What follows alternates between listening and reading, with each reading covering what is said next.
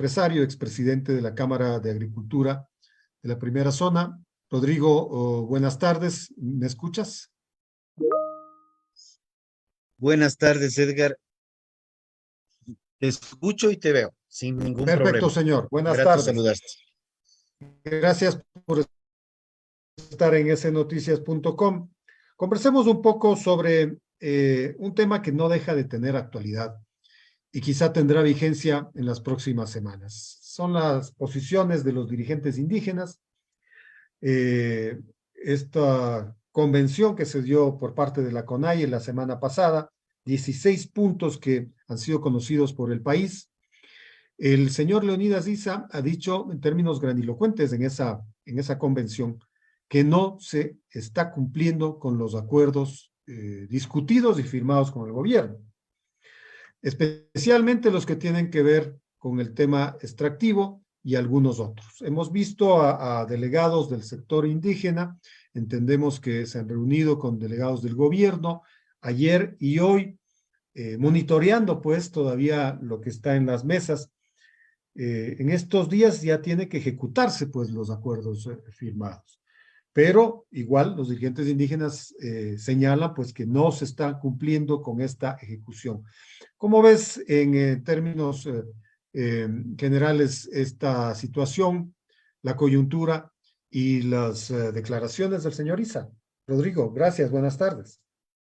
A ver, buenas tardes y buenas tardes con todos quienes nos escuchan. Un feliz año para todos, aunque ya estamos avanzados en el 2023, Feliz nunca es año para ti tarde. también, no hay problema. Hasta el fin de enero creo que se puede saludar. Mientras sea un buen año, que sea hasta el fin de diciembre, de ser el caso. A Ojalá. ver, yo creo que es importante reconocer varios aspectos. Las mesas de llamada, las llamadas mesas de negociación, más bien fueron una suerte de imposiciones. Y en este momento las declaraciones del dirigente Issa lo que han hecho es hacer referencia particularmente al tema de minería.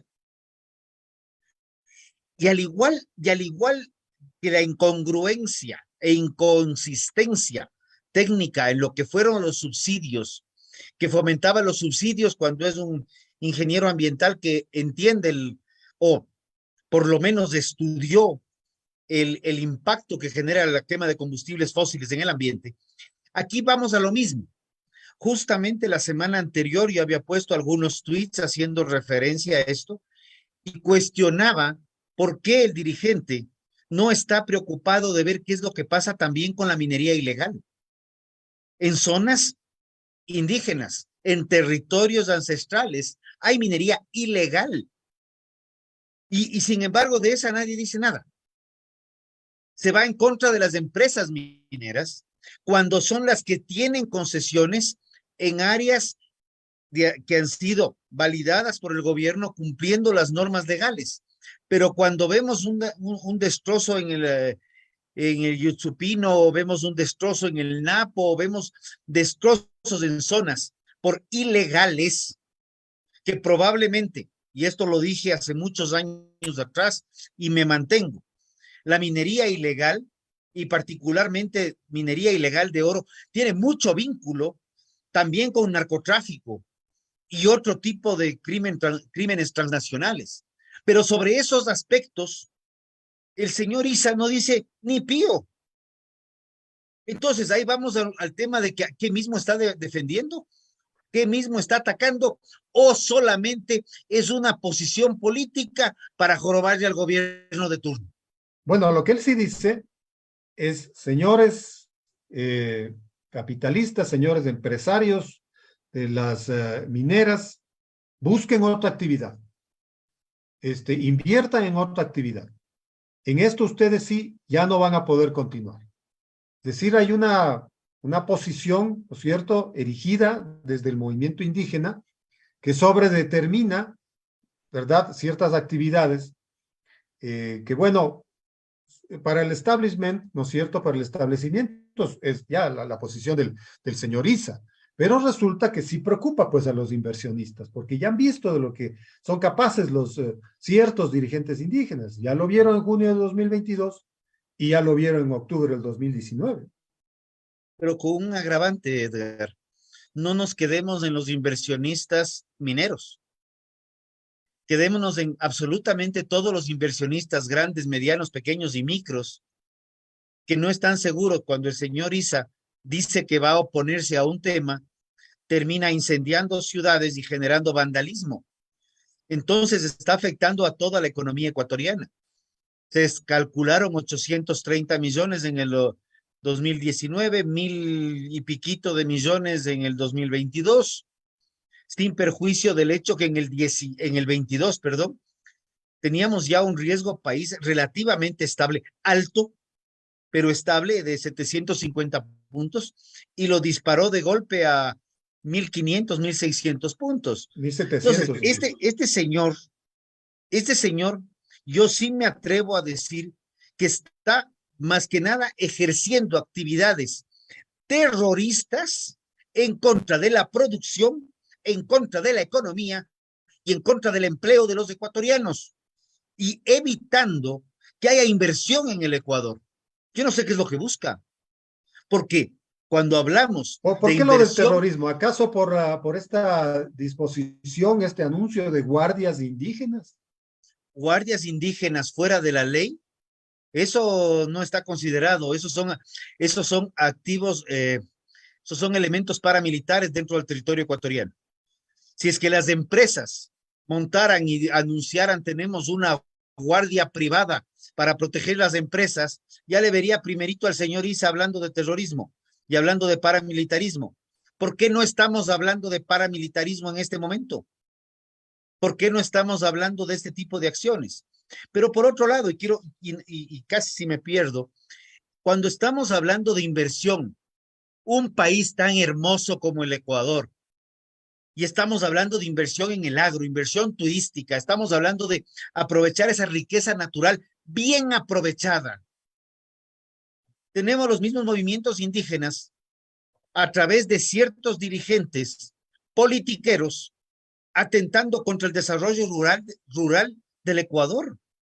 ¿Qué nos está pasando? O sea, este hombre no solamente atenta contra el país, sino atenta contra sus propias comunidades, que lo que requieren es generar más riqueza y generar más producción y poder salir adelante. Esas son las cosas que no se entienden, y no es por falta de capacidad ni por falta de estudios académicos para decir que como que tuvieran algo. Bueno, Es por capricho de este señor y con fines estrictamente politiqueros. ¿y en qué vamos a parar? Porque el gobierno afirma que están en ejecución los 218 acuerdos y el señor Issa dice que no. Entonces, ¿qué va a pasar? El Pero, a ver, 2023 todavía está entero. ¿Vamos a tener un escenario como el 2022 o como el 2019 en octubre? qué curioso también, anuncian los paros para precisamente luego de las elecciones. ¿No será que también Claro, tiene es que una mientras connotación tanto por se ese lado? está oponiendo al régimen, él está haciendo campaña por el no. Casualidades de la vida. Este es un politiquero de última. Perdón, es un politiquero de última. Porque lo que está haciendo es atentando contra el desarrollo del Ecuador. Y ahora, vamos viendo, y tú me decías, ¿qué es lo que busca el señor? Él busca lo mismo que ha buscado siempre: desestabilización política. Y lo digo clarito y fuerte: busca desestabilización política. Y Edgar, si no me falla la memoria, nos encontramos en algún momento en Quito y justamente hablábamos de las famosas mesas. Antes de las mesas, durante las mesas y luego de las mesas, siempre estuvo Contreras.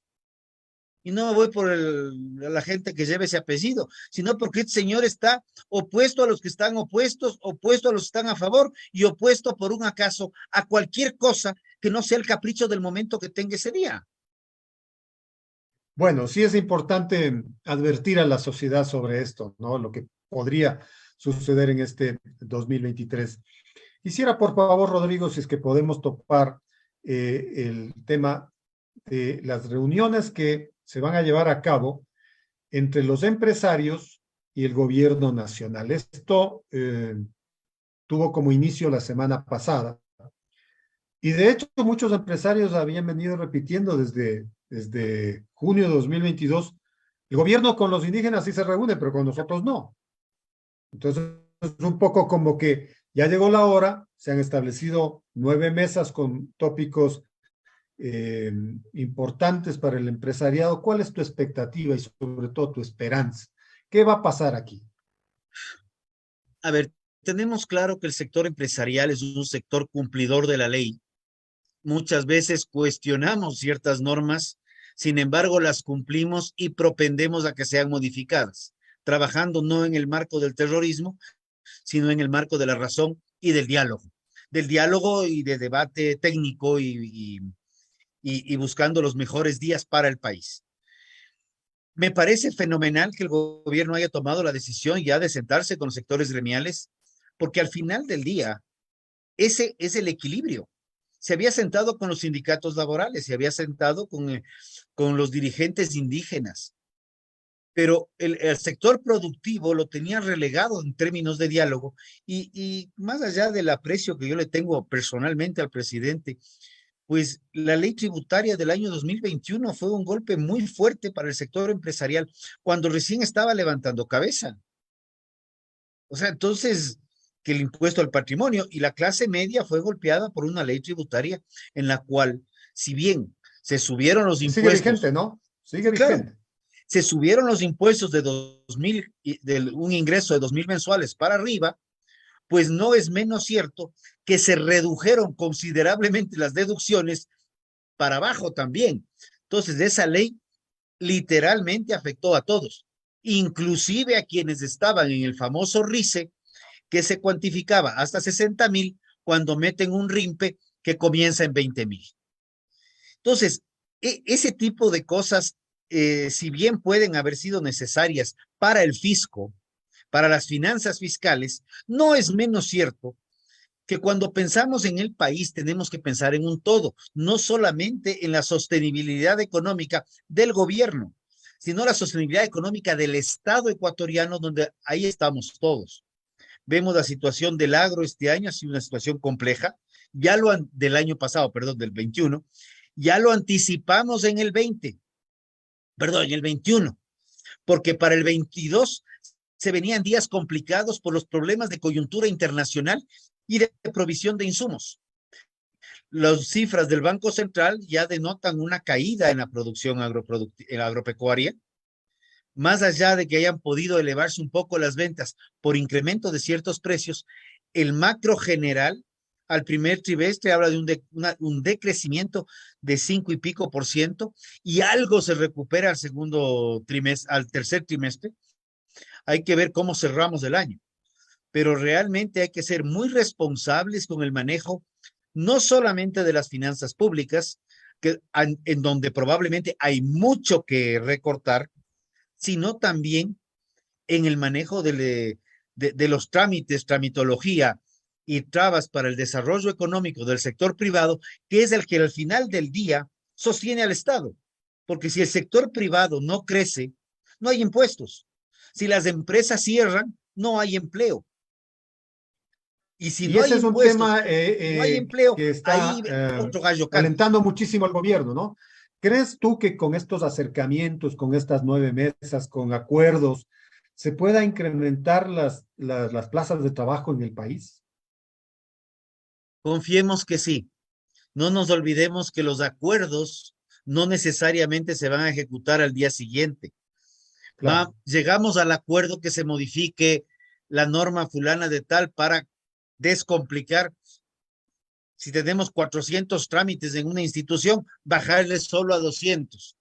Pero hasta bajarle a 200 va a tomar un tiempo y ese periodo no va necesariamente va a generar más empleo. Este mes de enero es un mes que tenemos un pico de empleos, como diciembre. A mí me preocupa cuál va a ser las cifras oficiales del mes de febrero. Y más aún cuando ya tenemos a alguien anunciando complicaciones y paralizaciones. Y un pequeño detalle antes de olvidarme. En el Ecuador, obviamente, todo el mundo es inocente hasta que sea debidamente sentenciado, ¿ya? Por ende, se habla de los presuntos delincuentes. Un delincuente es quien está sentenciado, pero alguien que anuncia que va a cometer un delito, como las movilizaciones, paralizaciones, cierres de vías, que ya los hemos vivido por experiencia, pues ya debería tener a la Policía Nacional, a la Fiscalía y, de ser el caso, a Fuerzas Armadas, como dicen ahí en ciertos barrios, ya deberían estar mosca a ver quiénes andan planificando qué, porque esas acciones que han sido históricas son acciones tipificadas como delito. Y si ya está anunciando sus movilizaciones, ya sabemos que derivan en delitos. Entonces también al señor Isa, que también se ponga mosca para que no le caigan los infiltrados, como dice que le pasa, y que las movilizaciones, si las va a hacer, sean realmente pacíficas y no abonen al deterioro de la economía ecuatoriana. Esperemos que así sea. ¿Cómo viste las medidas emitidas por el gobierno nacional, esta reducción en impuestos? El propio concepto de reducir impuestos quizás sea estimulante por sí mismo para la economía, pero se trata de reducciones del IVA para 3 feriados.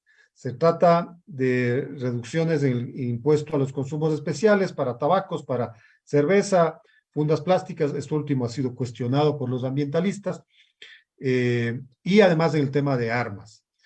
Y el impuesto a la salida de divisas, que bajará en 2 puntos, pero justamente el 31 de diciembre del 2023, por lo cual se habla de una reducción real del 1,5%. En todo caso, son 140 millones de dólares. Traigo a colación las cifras del gobierno. El ministro de Finanzas y otros voceros hablan de que es importante que haya este dinero en los empresarios y en general en el público para que se dinamice la economía y el consumo a nivel país. ¿Cómo ves la intención y el desarrollo A de ver, la propuesta, de la Edgar, medida, ¿no? Ya no propuesta. me voy a permitir leer un comentario que lo hice en un grupo de periodistas unos días atrás. El ICE al tabaco solo fomentó el contrabando y terminó cerrando una empresa y la producción tabacalera en su gran mayoría. El tema del azúcar, y discutido en 2016, no cambió el hábito de consumo, solo lo puso más caro. Lo mismo pasó, lo mismo que sucedió en México. Misma situación con bebidas alcohólicas. Además, la reducción es más política que económica. El cambio en las reducciones, tanto de fundas plásticas, cervezas y demás, es mínimo. El cambio sustancial en el impuesto al consumo especial es en armas, del 300% al 30%. Lo vemos altamente positivo y creemos también, y ahí sí yo he sido frontal defensor del derecho de tenencia y porte, que se debería regresar a la legislación anterior a la del presidente que anda prófugo en algún lado, donde los ciudadanos, cumpliendo las normas jurídicas, podíamos tener el derecho de tenencia y porte de armas, ya teniendo un arma a un valor asequible. El último tema que me mencionas, impuesto a la salida de divisas, la posición que hemos mantenido desde el sector privado histórica es que el impuesto a la salida de divisas, más allá de ser un impuesto a la salida, ha sido históricamente un impuesto al ingreso de divisas. Tanto es así que en el Ecuador la inversión extranjera directa es un concepto que se cuenta a gotas y no algo que realmente dinamiza la economía. Una especie de Espero haber salvaguardia, sido ¿no? claro. No, muy claro, por supuesto. Decía, una especie de salvaguardia para las inversiones o las probables inversiones que quieran llegar. Exacto, si yo quiero llegar al Ecuador y de cajón ya me timbran 5% sobre cualquier inversión que haga viniendo de dineros de fuera, yo me voy a invertir más abajito nomás, pues en el Perú, o me quedo más arribita en Colombia, o me voy más allácito a Brasil. La realidad es esa. No es que los capitales no es que son golondrinas. El dinero no tiene fronteras. Esas líneas imaginarias que nosotros como países las creamos. Cuando le ponemos muchas trabas en unas fronteras, pues los dineros, las inversiones, el desarrollo se va a otras fronteras. Perú es un gran ejemplo de cómo en los últimos 20 años ha desarrollado lo que el Ecuador no ha desarrollado prácticamente nada. Pudimos haber hecho maravillas. Más bien el sector agroexportador es el que ha estado sacando la cabeza y a esfuerzos a pesar de las políticas gubernamentales. Bueno, veamos cómo se desarrollan los próximos días. Gracias, Rodrigo, por estos minutos, siempre importantes tus puntos de vista. Sigamos Te monitoreando agradezco, el Edgar, país. más bien. Un fuerte abrazo para ti, para todos y para los radioescuchas. Si bien puedo parecer un poco con una visión un poco oscura del futuro, la única visión clara del futuro es ese futuro que construimos nosotros mismos sin esperar de nada, nada de nadie. Fuerte En abrazo. eso tienes toda la razón. Gracias por estos minutos. Gracias por la oportunidad, Rodrigo. Ha sido el empresario Rodrigo Gómez de la Torre, expresidente de la Cámara de Agricultura de la Primera Zona. Hasta aquí llegamos en este día de entrevistas en snoticias.com. Gracias a su gentil sintonía. Hasta la próxima.